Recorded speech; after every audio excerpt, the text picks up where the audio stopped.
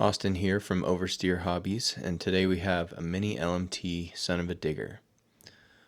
The only thing I have done to this one is it has safety hoops and it has some limit straps, and if you need some basic limit straps you can get the ultimate kit that comes with those. They're made from TPU. They can hold more than 5 pounds each. The truck only weighs like 2.5 pounds or 2 pounds, so they're plenty strong. But when you get the truck, you'll notice that it can't stand on the back. It can't really like balance on a wheelie because that stock wheelie bar sticks out too far. And also, you'll notice how the front gets damaged. If you end up trying to do a nose wheelie or something like that, you're going to grind the front of your truck. So what we're going to do is put the front and back bumper on this, and that'll also allow you to mount a flag onto it. We're going to take that cross brace off, and we're going to put this front bumper on to take the 4 screws out that hold in the cross brace thing.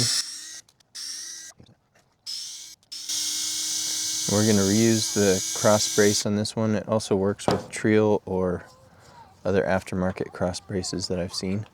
Make sure you put it right back the way it came. It has like a chamfer on the top so that the clip thing goes in easy. Anyway, make sure it's the same way. You're going to bend this open and stick the cross brace into the little pockets where it goes. Kind of push it together like that. And then you put it back on the frame and line up the holes.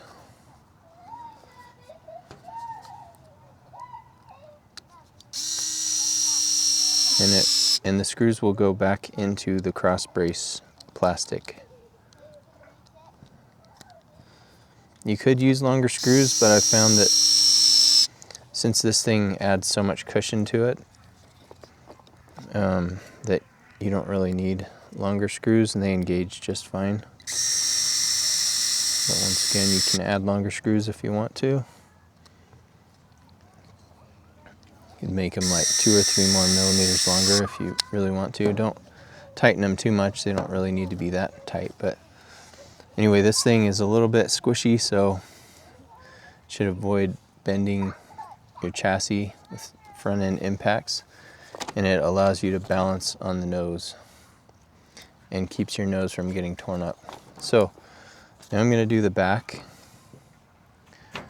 Now here's what the rear bumper looks like. And this one does not use the cross brace. All right, so for the back one, we're going to take out these 3 screws on each side.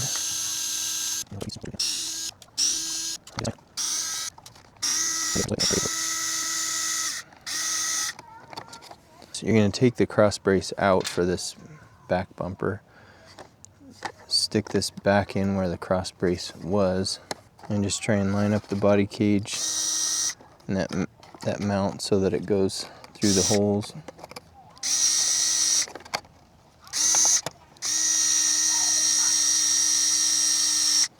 And once again, you don't want to squish the screws down too much.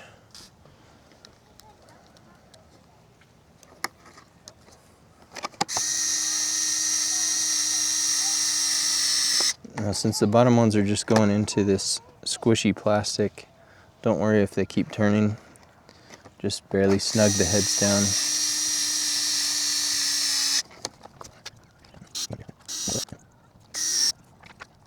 That's it. And then this thing's also flexible, and now it'll balance on the back.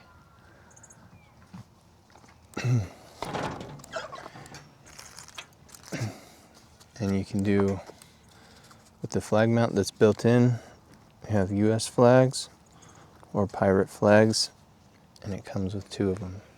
The flag kit separately, it would come with a mount like this, and these mounts go into that hole like that. This one's the triple mount. If you want to go crazy and put a bunch of flags on there, and you can do that.